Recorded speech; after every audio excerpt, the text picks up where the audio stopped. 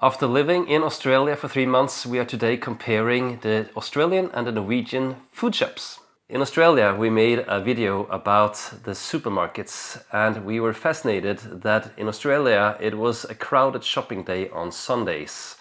And we thought it was quite funny that everything almost was on sale, the 2-for-1 sales. And so today we are making a video about the Norwegian supermarkets and food shops. In our video from Australia, we were very skeptic to the competition they had in Australia because they had two major supermarket chains, and it was Coles and Woolworth. And we talked about how it is in Norway, and we have the similar problem. It's just spread into 3 big companies instead. And the big difference in Norway is that you don't have 2 big chains with 2 big, very similar supermarkets. We have 3 big companies that have some different type of shops and food shops in their company. And I'm thinking that the winner in Norway is the food shop we have 2 of where we live. And it's more of a middle between the big supermarket and a big kiosk. It's what we find in Norway, maybe the place we go the most. Yes. Because we can find everything easily, and it's not too many people there, and it's not hard to find the things you are looking for. So we have a problem with the competition here also, but at least I think we can choose more between the big supermarkets where you have, like Coles and Woolworth, the fresh meat, like a butcher, you have a bakery, and you have everything you are looking for. So we can choose that one, and then we know it's more expensive, and then we can choose the smaller ones because we know everything is a bit cheaper, and maybe we can't find the specific thing we want in our Indian dinner night. So Yeah, I wanted to add that it's quite easy to choose if you want to save some money and buy some cheaper products. Then you know which shops you can choose, and it is a difference between the other one that is a little bit expensive. It's a bit better than having Coles and Woolworth when you had 2 very big supermarkets, but there was no competition basically because the prices were so comparable. So anyway, you just pay the same amount of money. we thought in Australia that it was a bit funny of all the sales because it looked like almost everything was on sale and everything was almost on the 2-for-1 fantastic deal. And Yeah. not all Australians thought that was that much funny because they were used to it maybe, or they Probably. thought it was a good deal. In Norway, I think Norwegians are skeptic if it's always on sale, everything. And I'm thinking that we have had a lot in media that you need to be wary if a shop always have stuff on sale, because then it might not be that cheap. Yeah. So in Norway, it's more of a campaign. For example, before Easter, they have competition between the shops, and then they really want to sell the chocolate, and then all chocolates are almost for free, and and then it is a real sale. And then Norwegians, they are really good at then filling up their house with that product because they feel they can save a lot of money, and then they eat, for example, too much chocolate. Could be. So I think more it's more of a campaign where it's really visible that now something is a really good sale. And then in the shops we are shopping, at least for food, it's more of you need to maybe be a bit wary of what is the usual price, and then see that, wow, this is expensive today, so then you're not buying it. There's not a big poster that it is cheap, I think. Do you agree? Yeah, they have some offers, and it shifts every week. So different products are on, not sale, but with a better price. I agree. It was very funny in Australia, I have to say, in that pharmacy we went to when we get vaccines.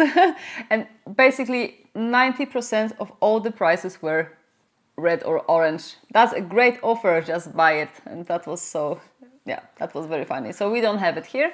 And they're quite open now, the food chains, that they are actually during the day they are changing the prices also, and they look at the competitors, and then they say that, oh, the toilet paper is now going down, so then we need to do it also, and then we put something else up. So they are like, you can't be, you need to like be an expert to time your shopping to make the best deal almost. And that's not very popular in Norway now that they do that, because are they really in competition, or are they like trying to make it so difficult for us to know if it's cheap or not? So it's a lot in media nowadays, and of course the owners of the shops, they say that it's the cheapest it can get, but the owners on the top, they are also some of the most wealthiest people in Norway, so it looks like they are earning some money at least.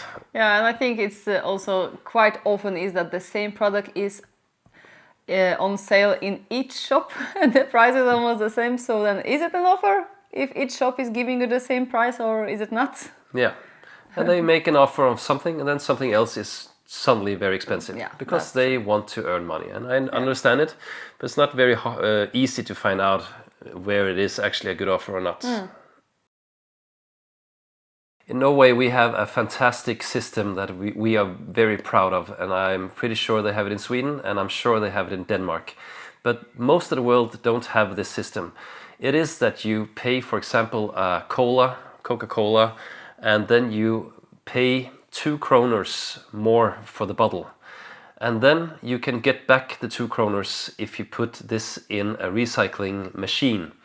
And then it's been like that since I was a little kid. So you always almost, if you don't want to like have every month you just bring everything, you usually take a little bag, at least I do it, with the bottles. Or people walk with very, very big bags, I see it as well. So you save it sometimes.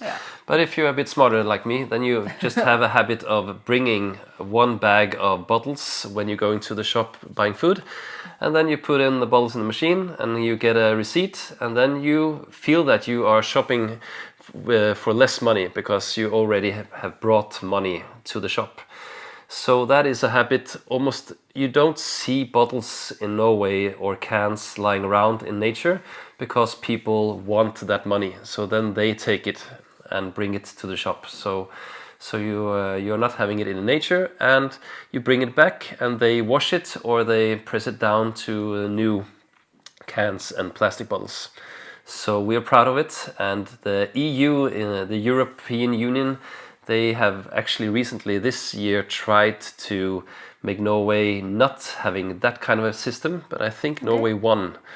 That we can continue with it. That's interesting. It would be terrible if the union that we're actually not part of want us to quit that system. Yeah, I think it's a good system because it's a kind of motivating everyone to not throw away those plastic and cans that can be recycled together with other things just for waste. So I think it's a very good system. In Poland, we don't have for plastic, but we have glass bottles. When you buy beer, for example, then you pay extra for that glass bottle, and then people are returning and you're getting money for that. So it's not plastic and cans yet, at least. Yeah, and in Australia I saw now that they have bins for plastic bottles and other things, and I hope that they really do something with that. I'm sure they do something, but is it as good as our system? I really don't think so, but you can tell us in the comments. When I lived there in 2000 in Australia, I remember that there was some friends, they had a garage full of plastic bottles, and they were saving because I think their plan was to go to another state, the neighbor state, New South Wales, because on the bottle it said that you could get 2 cents, I think, per bottle, but you had to do it in New South Wales. Please comment also, Australians, if you have any memory of that.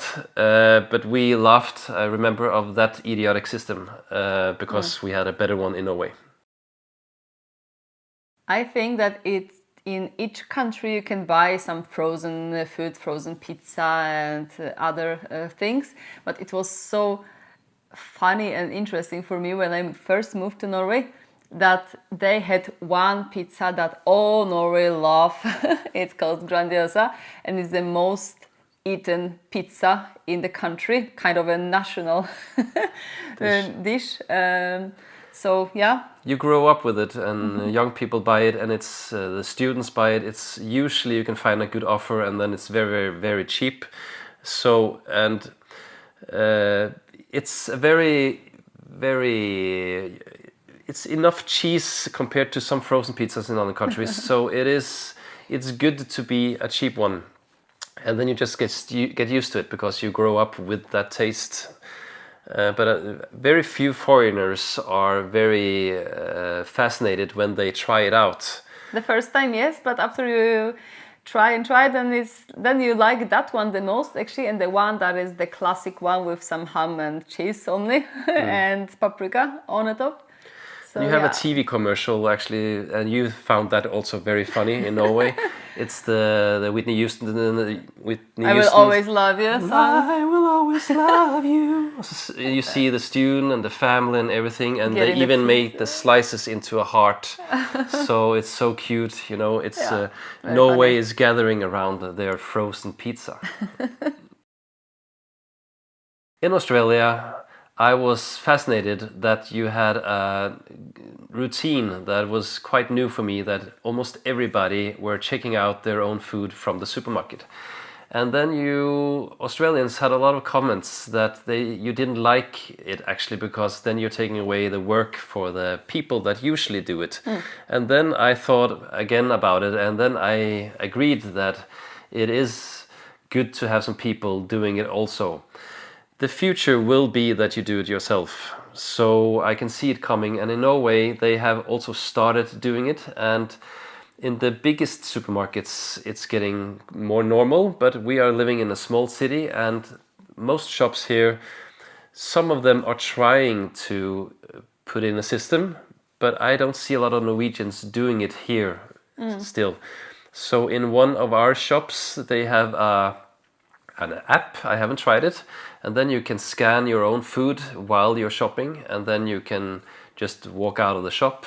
And that's smart if there's a big queue. But I haven't seen anyone doing it since I came back here. So it's. Yeah, me neither.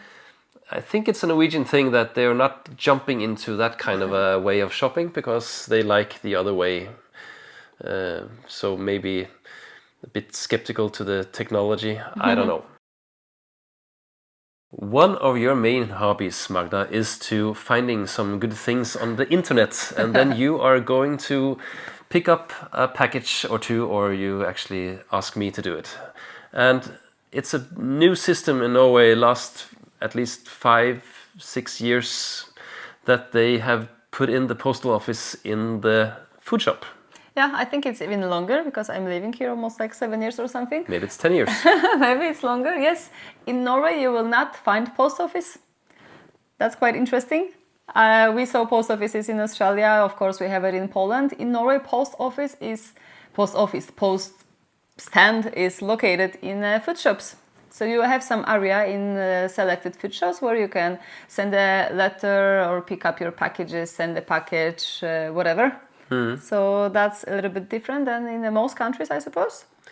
Maybe I thought of the other kind of companies they also have put in now, so you can have just a box where you pick up and scan a code, and then you have the box there outside the Norwegian postal service. Yes, and that's good that it came to Norway because we had it long before in Poland, and I was missing that a little bit when I moved here. If you like this video and listen to everything we talked about here, we will just recommend you to look at our YouTube channel, and we have a lot of videos from Australia, and we also have a lot of videos from our trip home where we were 9 weeks in Asia in some different countries. And from now on we will more and more make content from Norway. And we really hope that you will support us and follow us from our home, and we will try to make some good content. And we really like you guys that are watching. If you have any suggestions or any thing you want to see from our place here, and we will try our best to make that video. We will not go into the highest mountains every weekend. We will mostly be in the area where we live and talk about stuff from here. So we hope that you will subscribe. We hope you will also tick the little bell so you can be notified when the next video is out. So we will continue make things that you like. And next time we will make a video from our hometown. It's a quite small town called Porsgrunn, and try to show you some of the reasons why we live here.